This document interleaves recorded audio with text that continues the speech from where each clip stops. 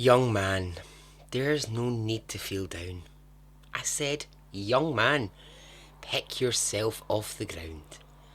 I said, young man, 'cause you're in a new town, there's no need to be unhappy. Notes passed to them saying, please help me get out of here. Please take my children to safety. Young man, are you listening to me? I said, young man, what do you want to be? I said, young man, you can make your dreams real, but you've got to know this one thing. It's your imagination. It's just normal. It's anxiety. It will pass. No, something isn't right. It's not my imagination. No man does it all by himself. I said, young man, put your pride on the shelf and just go there to the YMCA. I'm sure they can help you today. I have no idea why people have got it in for me. You do this as a political act, not a selfish one. Young man, I was once in your shoes. The year was 1978, and we were about to see a glimpse of something we had never seen before. Welcome to Extraordinary Stories Podcast.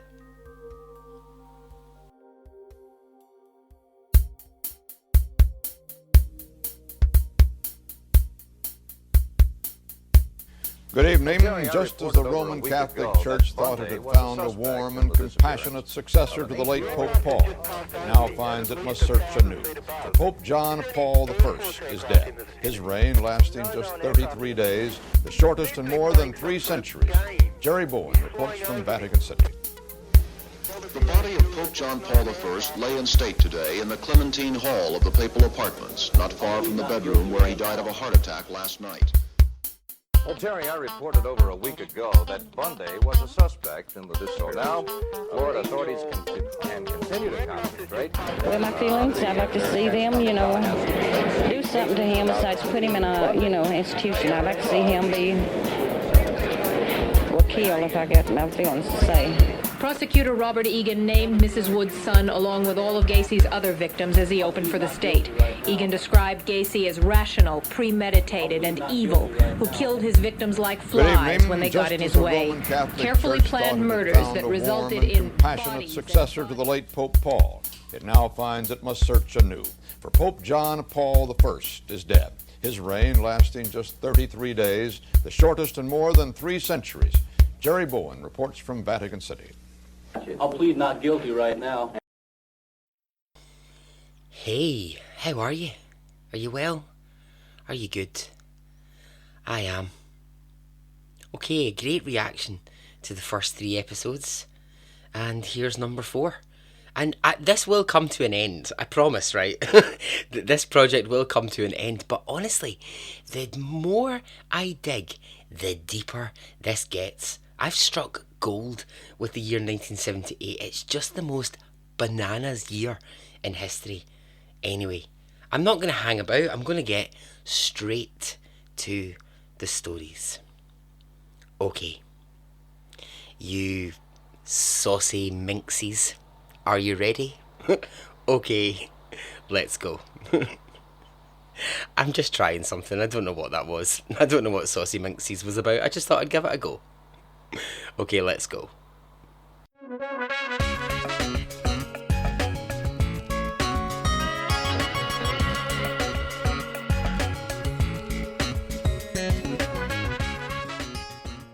So, it's 1976 and Sherry Anderson is in hospital in Bristol in the UK.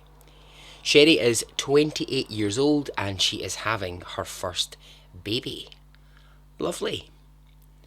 So she's in the delivery room. Her husband Gary is outside And 6 hours after going into labour, Sherry gives birth to a beautiful little boy.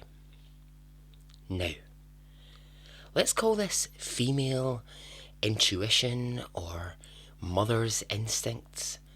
But as she holds her newborn in her arms, Sherry begins to get a terrible feeling of dread.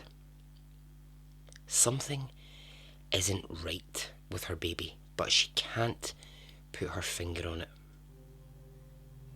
She shares her concerns straight away with her husband Gary, with the doctors, with the nurses, and they all say to her, it's just anxiety. This is so normal. All mothers feel this. All new mothers, when you've just had a baby, feel anxious. Don't worry about it. But that's not enough for Sherry. She just knows that something isn't right. I mean, the baby looks perfectly healthy. 10 fingers, 10 toes, a strong beating heart, but that doesn't help her feelings. So weeks pass, Sherry's at home, and the baby's doing well in terms of gaining weight. But what she's alarmed about is the fact that the baby isn't really crying and screaming in the way that she expects a newborn baby to do. It's a very, very quiet baby. I mean, that's a blessing, some would say, but not for Sherry. She's still fighting that feeling that something's not right. And Sherry's not alone in this feeling. Although she feels like she is at this time, she's not on her own. All over the UK and parts of Australia, mothers were going through the exact same feeling. New mothers were giving birth to babies where they just felt something wasn't right, but they just couldn't place what it was. Now, in some cases, those mothers could place exactly what it was. There were a lot of babies born in 1976 with quite severe birth defects. Now, of course, you can say birth defects happen a million times around the world every day, and yeah, of course, that's absolutely true. But why were so many families in the UK and Australia experiencing the following? Babies born to healthy parents with shortened limbs, blindness, deafness, brain damage, and spina bifida. Serious conditions. Well, in order to work out why the rate was so high, we'd need to go back a few years to see if there was anything that these women had experienced in common. And there was. Each of these women had at one time been given a drug called Primadose. Now, I am not a woman, nor do I have reproductive lady parts, despite the podcast reviews, which thank me for my middle-aged Scottish lady wisdom. So I don't know an awful lot about pregnancy drugs. But this Primadose, what is it? Well, it's a pregnancy test which was in operation from about 1958, and it helped women to determine if they were pregnant or not. Now, again, my knowledge on this is quite limited. I only know about peeing on a stick as a pregnancy test. I mean, that's the extent of my knowledge. Believe me, I've sat many a night with many a female friend who's peed on a stick and had to have the, no, listen, don't worry, it'll be absolutely fine if you're pregnant, don't worry about it, we'll get through this, it'll be alright. I've had that chat many times. So that was really all that I thought that you could do to discover if you were pregnant. Obviously I know you can go to the doctor and the doctor can tell you, but in terms of actual things you can do at home. So because I only knew about this one, I decided I would ask a few people about it over Christmas. So yeah, that's the kind of chat you get from me at Christmas dinner. Everyone else is like, let's talk about the magic of Christmas. I'm like, everyone, I'm researching a story about pregnancy drugs. Does anyone remember this drug from the 70s? So when I did ask about it, I got a few people going, oh yeah, it kind of rings a bell. And anyway, let me tell you what the tablet does. A woman would take this tablet and then wait a few days. And if there was bleeding within a few days, she wasn't pregnant. Basically, it forces your period to happen. And if you didn't have your period, that meant you were pregnant. Now, the tablet is made up of two chemicals: progestin and estrogen. And there were, by 1977, over 2 million women who had been prescribed this pregnancy test by doctors and chemists. I mean, in good faith, in good faith they had been given this, but they were not aware at the time that this tablet was causing birth defects and, in some cases, infant death. So what happened in 1978, and why have I chosen to include it in this series? Well, it's because in 1978, a group of UK mothers who were joined together by the fact that they had given birth to children who had birth defects and needed extra support were put into a sort of support group for each other, I guess would be the way to think about it. So they formed this little support group, and during that time, they discussed lots of different things about health, and through these conversations, these women worked out the one thing that they had in common was that pill. And when they realised this, what they did was they took this concern to their local doctors. Now, immediately it was dismissed. Doctors went, nonsense. It's just a coincidence. This tablet has been on the market for 20 years. Why would it now be causing problems? Well, the thing is, it wasn't now causing problems in 1978. It had been doing this to families. It had been doing this to babies since 1958. It's just that no one had put it together. No one had realised that this drug was so dangerous. For 20 years, people had just been accepting that their child was born with these life-altering conditions, and no one had made the link to that tablet. Now, was anything going to stop this group of women now that they had discovered this? Hell no, it was not. So they took it to their local MPs. They wanted doctors to stop prescribing it, and they caused a lot of noise. And because of the kind of hullabaloo that they made, doctors were asked to examine rates of babies with defects born to mothers who had used the drug, and they found this link to be true. So now there's medical proof, and you would think that means the tablet is immediately going to be taken off the market. Well, that's not so easy. Drugs don't just disappear off the market because there's a lot of money tied up in these medicines. So despite the fact that this reached government level, the drug continued to be issued. At this point, the drug manufacturers pretty much believe this will just get hushed up. This will just quieten down and disappear. But these mothers are not going to let that happen. By this point, they've gone to the media. They've gone to the British media. And threatening to expose this is very damaging for the company producing it, very damaging for the government who now know about it. So what happens is a British newspaper employs a private investigator to really get into the nitty-gritty of this tablet and the link to birth defects. So off he goes, this private detective. This is what I love, right? This is what's so 1978 about this story. He creates a file. Now, in our very modern way of thinking, you say file, I immediately see something electronic Oh no.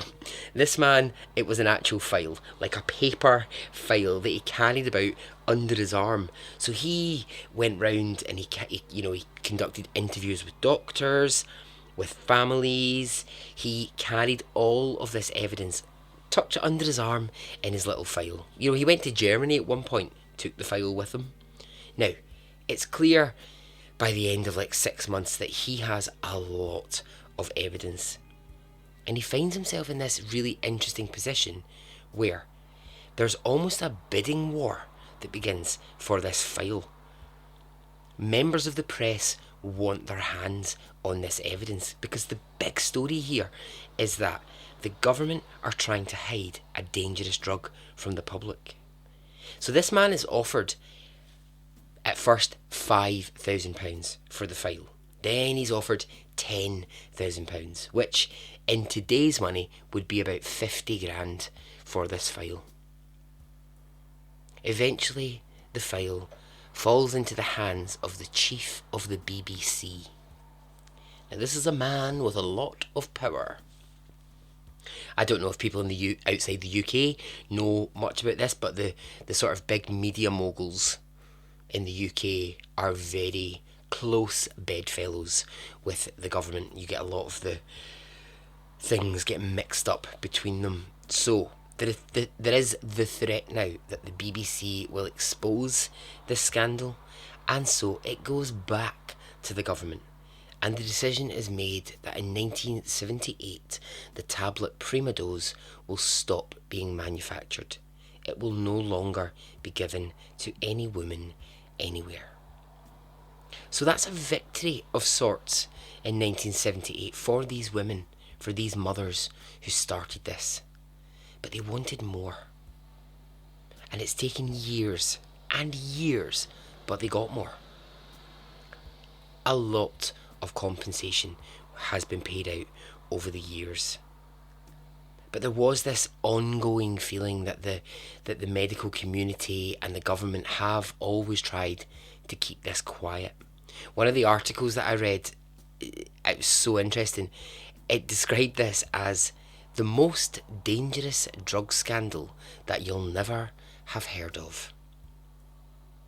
In 2014, the then UK Prime Minister, Theresa May, decided to reopen the case on the drug. She decided that the way it had been handled and hushed up wasn't good enough, and that these women, these families had really not got enough justice for what they'd gone through. So, obviously, by 2014, you're a long, long way away from the private investigator with a paper folder under his arm. But what Theresa May did was she brought it back into government and she fought for the rights of the families affected. And so in 2014, this entire community sprung up, and it was made up of families who had lost children, had children who were affected, even some of the children who'd grown up themselves with defects were able to get together and share in the fact that they'd all been affected by this drug. And what of Sherry Anderson, the mother that I started with? Well, Sherry was right about that baby that she gave birth to. Her son had been born with brain damage, and although he lived until the age of 36 and needed 24 hours a day support, Sherry could never get over the fact that when she felt that anxiety, she was told it was just her imagination. In 1978, the MP Jack Ashley said these words in Parliament as a warning to his fellow government members and to the pharmaceutical companies. He said, "There will come a day when we have to come face to face with a group of parents who believe their children have been born deformed through this menacing and harmful drug." That was 1978, and he wasn't wrong, because that day is now. And so ends story 1. Okay, 1978 wasn't it great? The musical Evita opens in London's West End with Elaine Page playing the title role, which of course Madonna would later remake as a film, Don't Cry for Me Argentina. There is a baking strike. A baking strike in the UK. Bakers decide they're not being paid enough. They're going to walk out of the bakeries, and for the first time the UK sees a massive bread shortage. And the arcade game Space Invaders is launched in this year. Okay, story 2. Laura Johnson is one of the lucky ones. She survived. She escaped. She says this: "My life was in turmoil.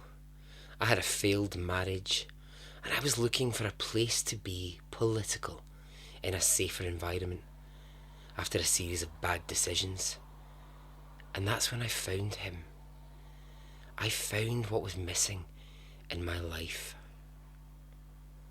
Laura had been born and raised in California, and she'd had little place for religion in her life. And that was until 1970, when she found the People's Temple. What was this? Thought Laura. It was new. It was a church which had a congregation that included black, white, Asian, young, old. It welcomed everyone.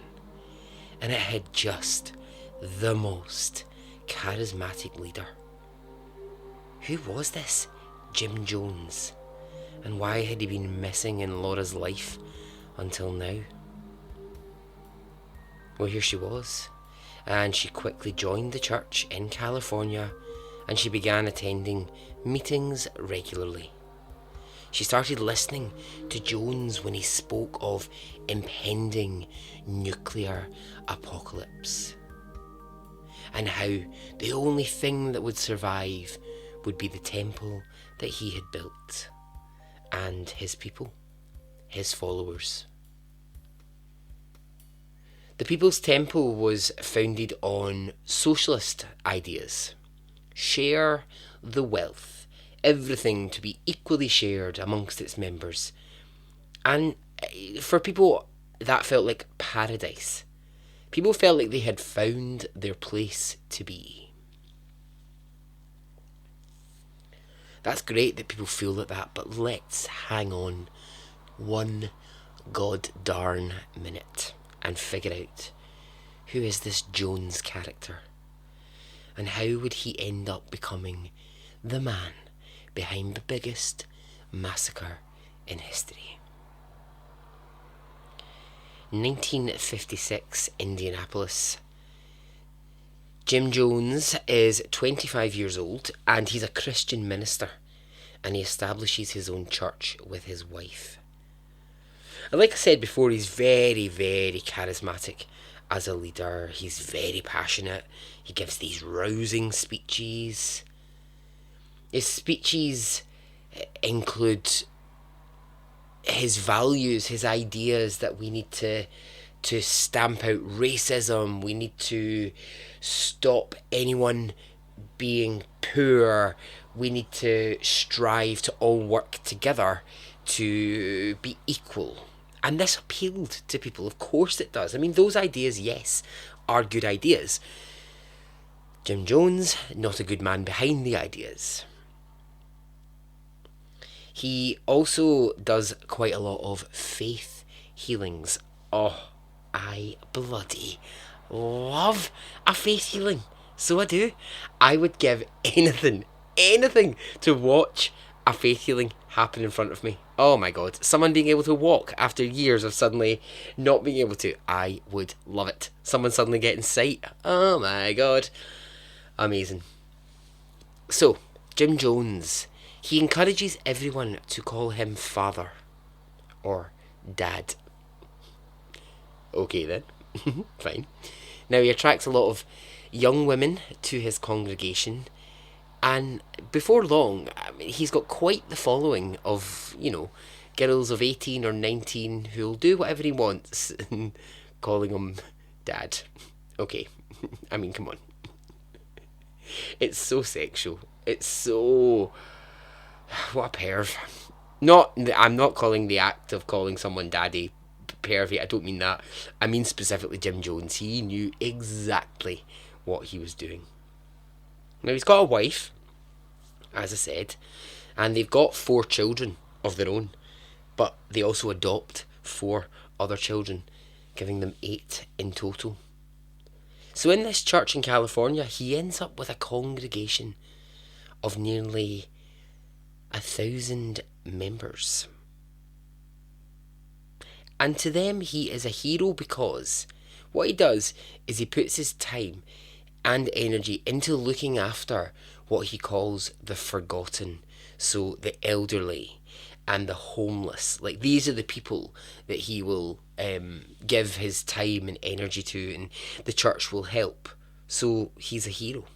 Now, Jim Jones, as long as anyone has known him, suffers from paranoia. He is convinced people are out to get him. Someone always wants to do him some kind of harm. And after he's grown the congregation to really healthy numbers, his paranoia begins to grow. For some reason, he seems to think he's going to be investigated by the FBI. So he moves his church to a place 2 hours outside of San Francisco. Why would he be so convinced the FBI were after him? For what? I mean, unless he thought he was doing something really dodgy, he's got no real reason to worry. But still, he moves. Now, this point of the story is really crucial because it's the first time that Jim Jones will move and people will follow. 200 members uproot their lives to follow him to this new part of California. I mean, like, they move their family homes to where he has gone. And for him, that's the start of something really interesting, because he realises he can persuade people in large numbers to do what he wants. He's known for a long time that he can gather large crowds, he can influence how people think, but he's learning he can move and they will follow. I will follow him. So let's take stock, right, of why this church might have been so popular. Well, I think we only really need to look at the time. It's the mid-70s. There is a lot of unrest in America. A lot of people protesting segregation in churches between black and white. A lot of congregations not willing to accept younger members. And on the streets towards, the end of the 1960s into the 70s, people were protesting segregation and racial divide. And Jim Jones was offering the antidote. He was saying, I'm a church which celebrates difference. Nobody in the People's Temple would bat an eyelid about someone's skin colour and whether someone was rich or poor, homeless or lived in a mansion. Like, it didn't matter. And that was the principles that he wanted everyone to live by. Now, the principle is fantastic. But I don't know if he was looking around at the time and actually just responding to what he saw culturally. What you hear over and over and over again about the congregation and from people who were part of it is, it was like a family. We loved Jim Jones. He's just amazing. He wasn't a show-off, He lived among the people. He did the same work on the streets that we did. So his closest followers, they begin to really take on his work and want to spread his message. And how they do that is they go out into the communities across California and they reach even more people to spread the word of the People's Temple. Along with this happening, Jim Jones opens the doors of the church to people who can't get welfare from the state, and he feeds them. He takes in orphans who don't want to be bounced about from home to home. He offers them a chance to be placed with members of the church. And so all the time it's growing stronger and stronger. I mean, if I've not said it before, I'll say it now. I love a cult. I really do. Well, I don't mean I love people being brainwashed. No, that's not what I love. And, people having their lives damaged.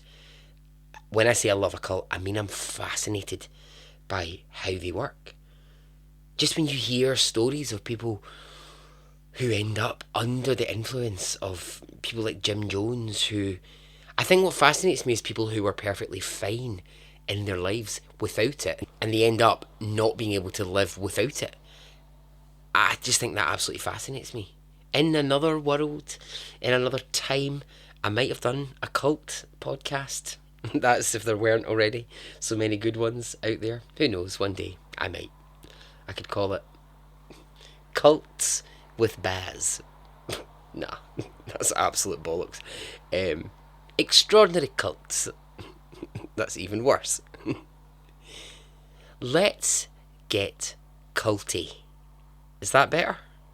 I don't know. Well, I'm sure you'll have better suggestions for my cult podcast.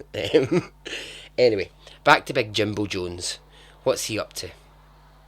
Well, he wanted to crank this up a notch. And so he's set his eyes on the goal of becoming a huge church across the country. He likes this idea that he might have churches springing up everywhere and that he will have to go and preach in all of these different places. I mean, don't forget, the thing that these leaders love the most is the sound of their own voice.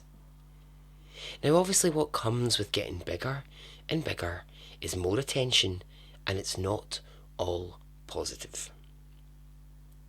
His faith healings begin to be reported in the press as fake.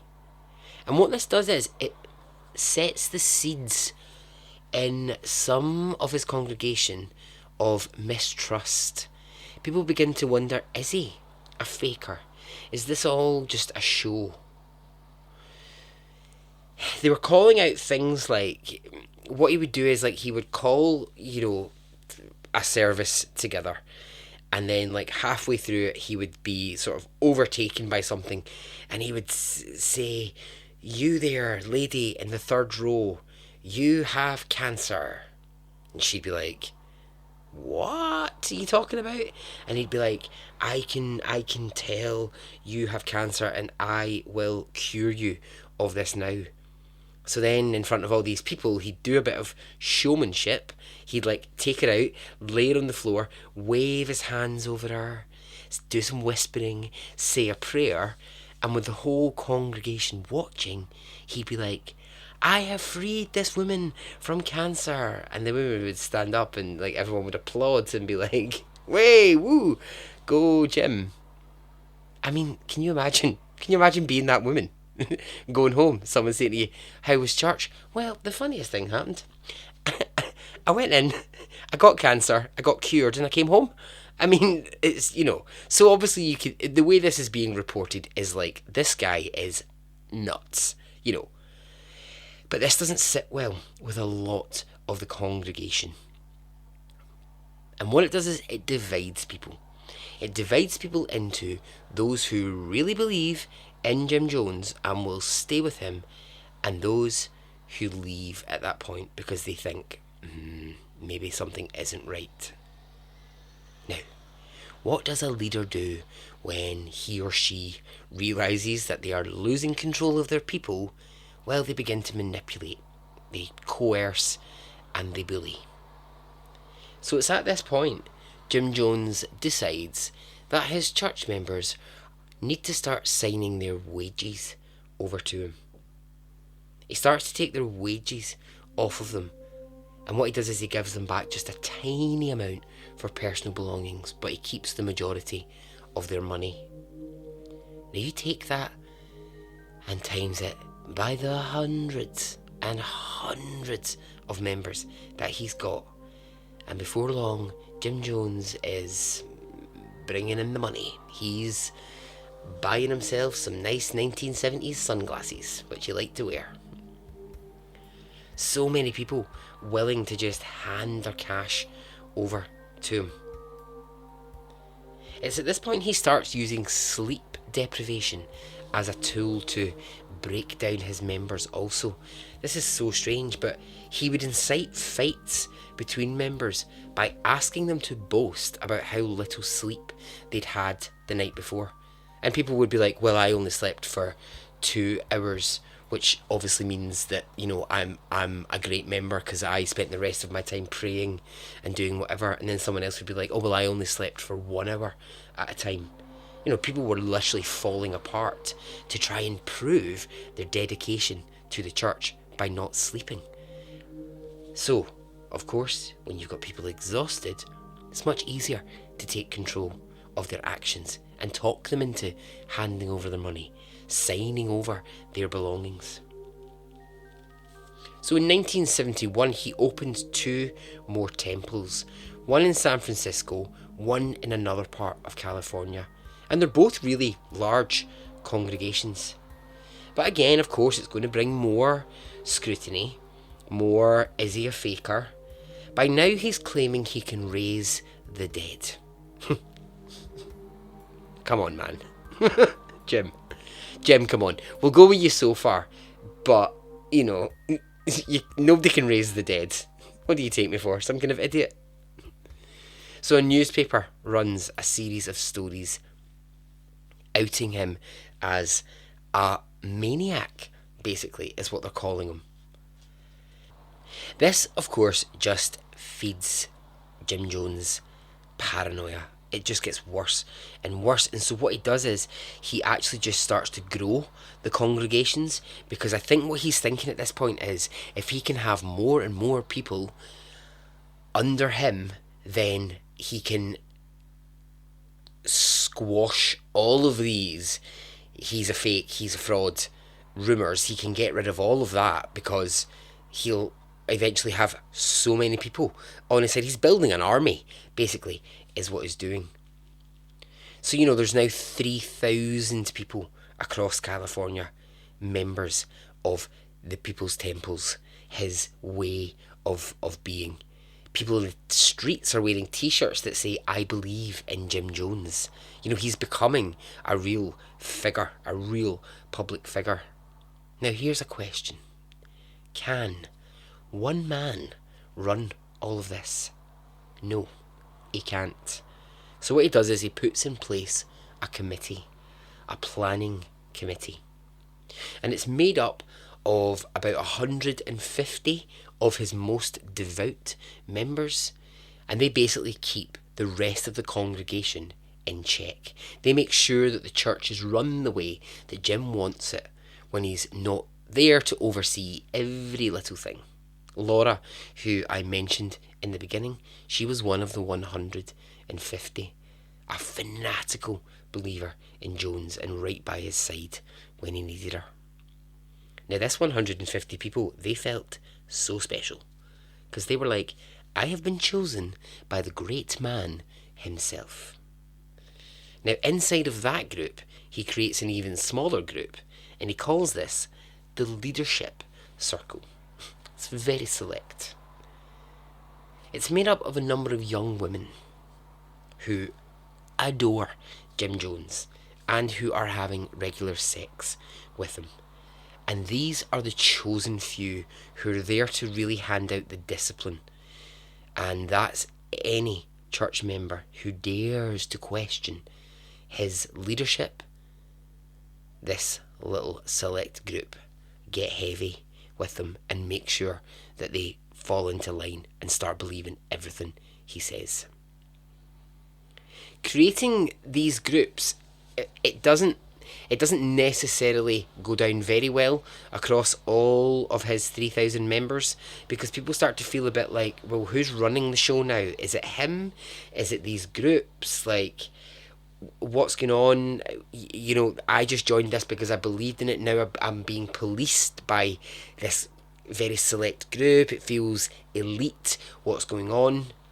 When word of that unrest reaches Jim Jones, he is furious. He gives an angry speech to everyone who's following him. Basically saying, if you don't fall into line and do everything that I'm saying, you will die. Because something bad is coming, and we are going to be the only people that survive it. And you have to be inside of this church to survive it. If you want to be outside of that, if you have doubts, if you have concerns about how this is being run, then go now. Leave and don't come back. But know that by leaving, you will die. It's pretty dark, eh? Oh, hang on, I've got it. It's just come to me. Let's talk about sects, baby. That could be the podcast name. Hang on, no, I've got a better one. Sects on the beach. Right, you get where I'm going. You get where I'm going with this. Right, last one, I promise. Last one. If you think I'm secty, I can't tell if these are genius or rubbish. So this unrest, this him having to give a big speech that the end of the world's coming and that people will die if they're not in the temple, this is what prompts him to decide that he needs to get out of America. And he goes on the hunt for somewhere to take his congregation. And he lands on Guyana in South America. Now, why here? Well, basically, it's because he can get a really large piece of what is essentially jungle, almost, for a really cheap price. It's just a big bit of land with trees, and he can have this, and it's remote enough for him to do what he wants. So he goes, he secures this piece of land, and he tells his congregation, this is going to be a place of peace. This is going to be heaven on earth. And in 1975, construction begins on this piece of land, and he calls it the Promised Land. His plan being that his 3,000 American congregation will come to Guyana with him. Laura is one of the first to relocate. She says, I had no concerns about moving there. I was adventurous and I was delighted about the opportunity to live in the rainforest. Now, she's one of the ones who is convincing others to come there. She's saying to them, it's amazing. It's just this place where we can just be free. That's what she's saying in 1975. Let's see what she's saying in a couple of years' time. Now, Jones also uses the argument to get people there that the US government is basically after them and will kill them at some point unless they come to the Promised Land. So in the early days, a lot of work is done, and that work includes clearing away a lot of the trees, the bushes, building a place where it can be habitable for people to live. So the first people to move there, of course, are his 150 members of his leadership circle, and this is the first time that we will see Jim Jones begin to mention poison. What happens is this. A few weeks into them moving to the Promised Land, he sits his 150 members down, they have a meal, and then they all have a drink of wine on the table. He tells them all to raise their glass, make a toast, and he tells them they have to drink that big glass of wine in one. And they do. And then he tells them, you have all just drunk poison. He says this will act as a protest against the terrible ways of the USA. And for half an hour, he lets them sit there, awaiting death, and then says to them, there was no poison in that wine. That was a test. What a joker, eh? What a hoot. This was his way of telling them that he could control their lives. And they didn't protest it. They accepted it. By 1977, there were lots more people who'd followed from America and relocated their lives. It's a weird time, really, 1977, because there's quite a lot of defectors, there's quite a lot of people who are leaving, because they're saying that when they got to the promised land, they were forced into having sex with people they didn't want to have sex with. There were beatings, there were really cruel things going on, and that Jim Jones was a maniac. And that they had only really realised he was a maniac once they got to the promised land. But then what you've also got is you've got these videos coming out of it where everyone is happy clappy and everyone's having just a great old time. And Jim Jones himself is appearing in the videos and he's trying to show the outside world just how great this place is. The videos are creepy, really ominous. He's eating bananas in one of them and he's showing cupboards full of Kool-Aid, a mixed fruit flavoured drink, which will become very important later. He's stockpiling lots of food, Jones. He's got sheds full of rice, canned beans, other bits and pieces to feed the hundreds of temple members. 1977, his state of mind is so important at this point. He's not only stockpiling food, he's also stockpiling drugs. By this point, Jim Jones has a pretty bad amphetamine addiction. Now, he'd always had this addiction, it's just that it's getting progressively worse. His appearance is starting to change. He looks tired all the time. He increasingly won't face the temple members. Sometimes he locks himself away for days at a time, leaving them just to sort things out. He's off the scale in terms of paranoia. By now, he's saying he will never return to the evil USA and its corruption. And he's fully endorsing this idea to his members that, being in the People's Temple, they have escaped the evil clutches of America. The Promised Land is about 4,000 acres, which sounds a lot. I mean, it's basically about the size of my back garden, basically. But when you start putting hundreds upon hundreds of people into that space, it becomes cramped pretty quickly. And here's what causes a lot of that cramp.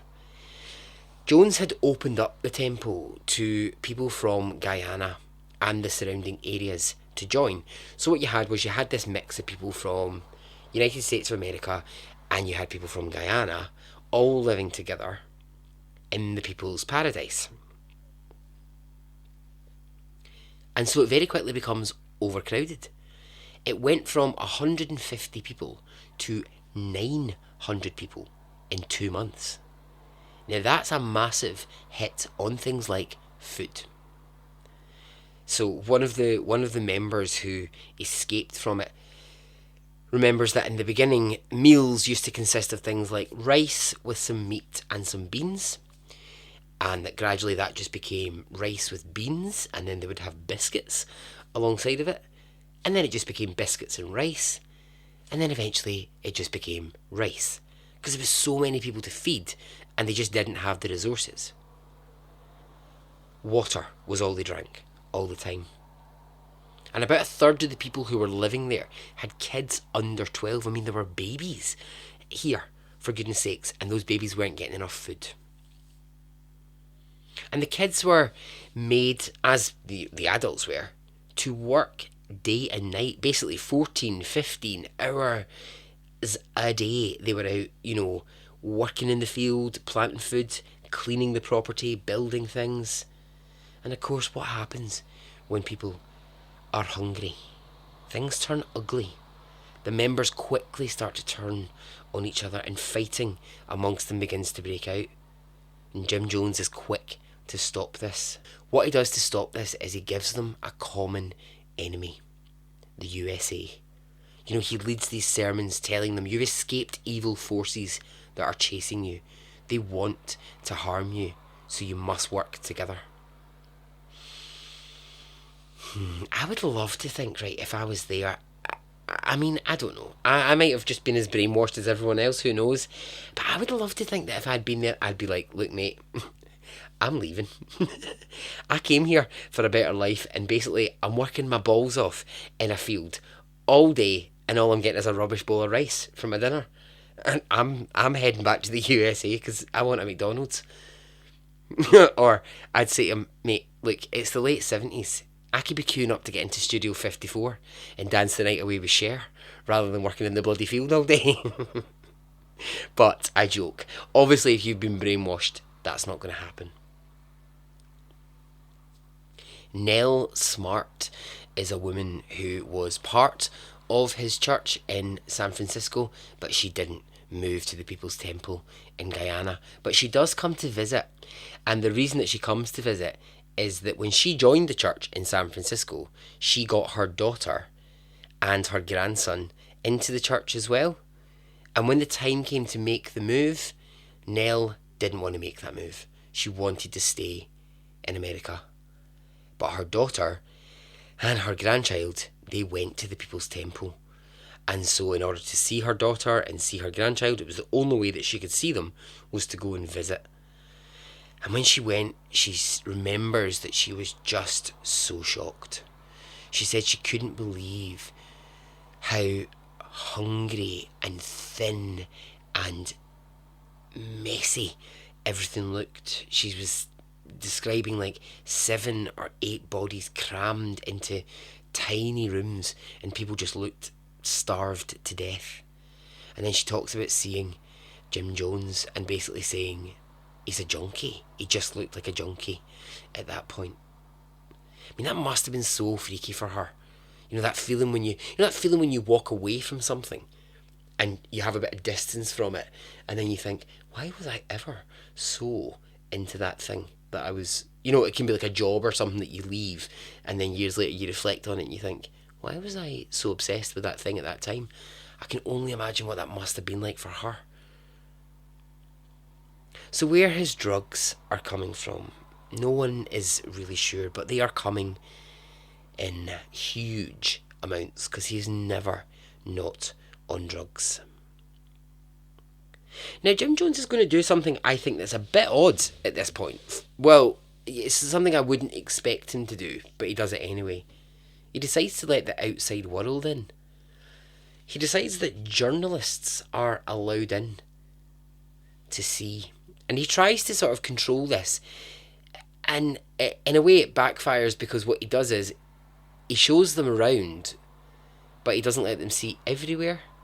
So of course the minute you restrict access, people are going to go, well, why can't I see down that corridor? Why can't you show me that room? Or why are you only showing me the nice bits of this? So it doesn't really work for him. The other thing that comes out of it is that journalists will report that as they were passing people, members of the congregation were passing them notes that said, please help me get out of here. Mothers were passing notes to journalists saying things like, please take my child back to America with you. 8 members saw the journalists leaving when they had wrapped up and they'd filmed everything they had to do as their opportunity to get out, and they ran. So the message that's going back to America is that members are being held captive by Jim Jones and they want to leave. Now Jim Jones sees all of this, and this is when something in his brain snaps. 1978, November. He calls a meeting of his 150 leadership team. He tells them, despite everything I've tried, there are threats against us. And the suicide plan is formed.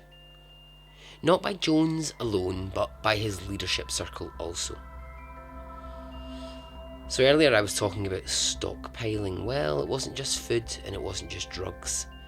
It was also cyanide. Lots and lots of cyanide. Jim Jones knew the day would come when mass suicide is the only way that he could have final control over his people, and that day is approaching. It didn't come as a surprise to people. It wasn't sprung on people. It was talked about openly. In the days before the suicides, he would give sermons telling people, don't be afraid to die. See your death as a protest, not a surrender. You're protesting the tyranny that the USA has kept you under. So the day comes, and he gathers the 900 members together. Huge vats of juice laced with cyanide are brought out. There's audio recording of this that's available, but I'll warn you, it's very distressing. The inner circle members are telling everyone to stay calm. Come and collect a cup and drink it. The voice on the recording is saying, please keep your children calm. 3 and 4-year-olds who don't want to drink it because it tastes bitter are injected in the arm by their parents with the liquid. And in the case that the parent doesn't want to inject their child, a member of the inner circle will do it. 278 children are given the liquid. On the recording you can hear some of Jones' followers saying, I want to die. For socialism and for the right to freedom, I will drink this. He really had them convinced that they were symbols. And then it's happening. And it's really happening. 900 people drank that liquid. A mix of Kool-Aid, Flavor Aid, and cyanide. And they went outside to lay on the grounds of the temple to die. I'm sure we've all seen those images, and they're just unbelievable. 900 bodies, all lined up in rows, face down. A question as to how that's happened, the positions of the death, that's been debated for years. And the most plausible idea is that the members of his inner circle were some of the last people to drink the poison, and so they moved people into position to die, or moved their bodies after they were dead. Jim Jones himself didn't drink the poison. Instead, he was found with a bullet wound through his head, as was his nurse. And it's believed that she shot Jones before she took her own life. His wife drank the poison and was discovered dead next to him. And then that grim discovery is made. Journalists flying overhead to report on the temple see the mass of bodies. The alarm is raised, and the horrific job of getting in there, figuring it out, and bringing 900 bodies back to America begins. Interesting, there were only 6 autopsies done out of Jonestown. Jones, his nurse, 2 members of the inner circle, and 2 other followers were given an autopsy. With everyone else, it was just assumed cyanide was what killed them. And then, of course, in 1978, the world would begin to see those images, and all hell broke loose. How could this happen was the main question being asked. I think what fuels that belief is that Jim Jones and Jonestown wasn't under the radar. People had been following it for years, so how could this grim event happen in front of our eyes? Well, I guess you put a maniac in charge and you brainwash enough people. That's what happens. You can watch it as much as you want, but you can't stop it. Over the years, the phrase, I drank the Kool-Aid, or phrases similar to that have been sort of bandied about in popular culture. I read a couple of articles actually, really interesting, just about how that phrase should probably be stopped, how it's not a good way to remember those people who died, and it's some of these things will argue that it's kind of reappropriating a terrible tragedy when people say that. I'll end with the last words ever spoken by Jim Jones to his 900 followers moments before they took their own lives. I've tried my best to give you a good life. In spite of all that I've tried, a handful of our people with their lies have made our lives impossible. There is no way to detach ourselves from what's happened other than to take our own lives. And so ends story 2.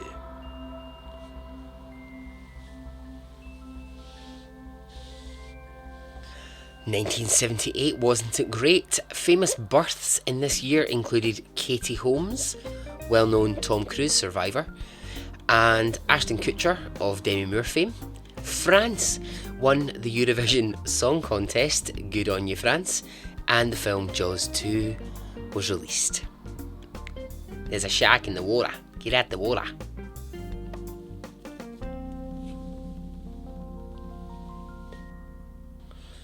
Okay, when we last talked about Ted Bundy, he had been arrested, charged, and his day in court was looming.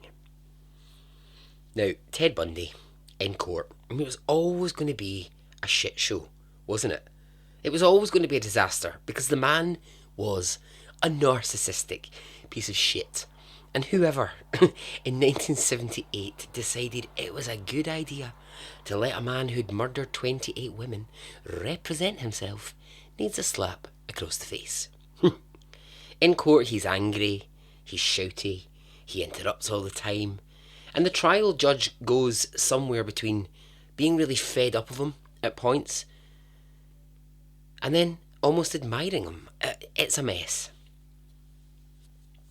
What I do respect is the bravery of those girls who escaped him.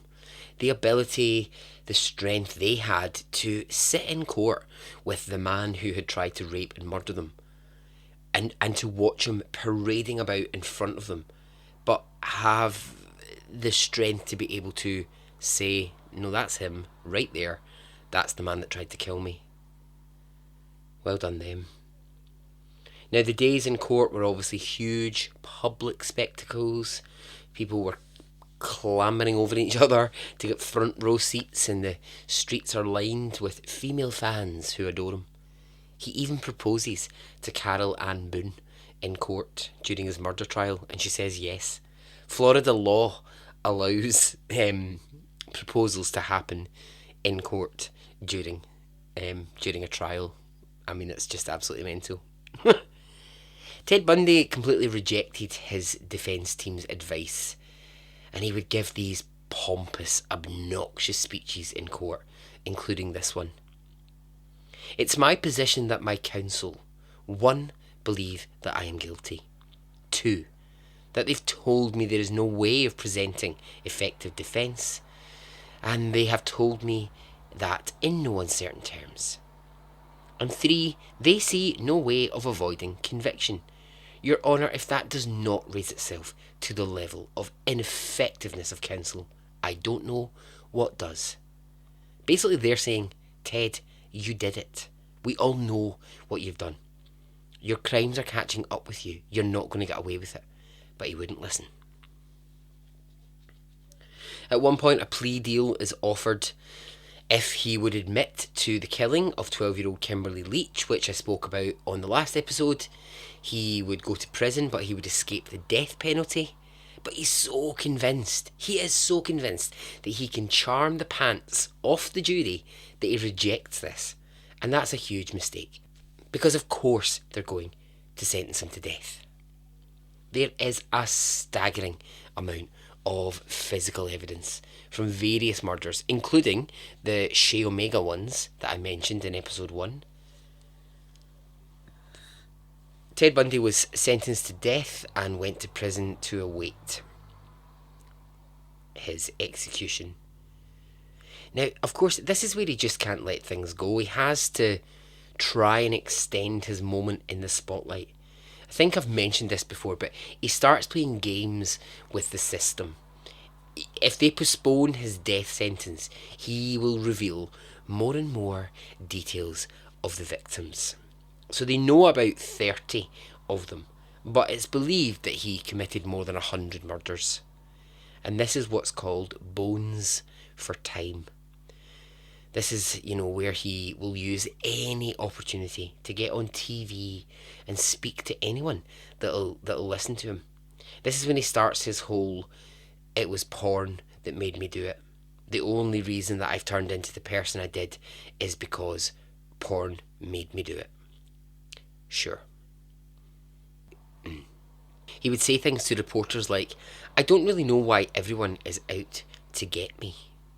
And I think this is really interesting from one of the psychologists who watched him in court. She said, Bundy was always surprised when anyone noticed that one of his victims was missing, because he imagined America to be a place where everyone is invisible except to themselves.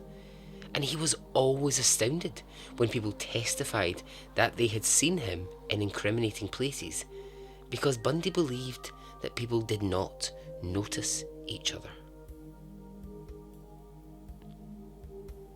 On the 24th of January 1989, Theodore Bundy was strapped into an electric chair, and with 20 witnesses he was killed by the state of Florida. What did he look like and what was his general mood in those last moments? Well, I think we know, because we hear it all the time on this podcast. One of the witnesses to Ted Bundy's execution, when asked what the look on his face was just before he was about to die, said this. I would imagine from the look on his face, let's get it on, let's do it, let's get it over. It didn't affect me really one way or the other. Okay, Bundy is done. Bundy is cancelled. I'm done with him. It's just as well that he was the only real nightmare of 1978, eh? Oh, hang on. That's right. He wasn't. He was just one of the nightmares. The rest are still to come, but that's for another time.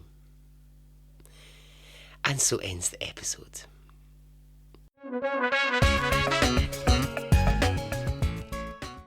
Okay. Right, I hope you enjoyed that. Get in touch, let me know your thoughts, leave reviews if you can. Alright, you saucy minxies. Okay. Goodbye.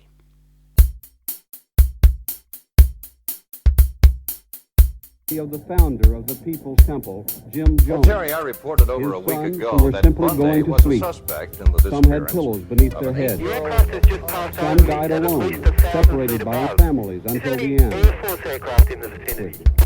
Babies were fed the lethal potion with it. It's believed each lived about 5 minutes after swallowing a mixture of cyanide. It's not an aircraft. I'll plead not guilty right now. Well, Terry, I reported over a week ago that Bundy was a suspect in the disappearance of an 8-year-old. The aircraft has just passed over me at least 1,000 feet above. Is there any Air Force aircraft in the vicinity? No known aircraft in the vicinity. Seems to be playing some sort of game. He's flying over me. Delta Sierra Juliet, it's not an aircraft. Of the founder of the People's Temple, Jim Jones. His sons who were simply going to sleep. Some had pillows beneath their heads. Some died alone, separated by families until the end. Babies were fed the lethal potion with it. It's believed each lived about 5 minutes after swallowing a mixture of cyanide.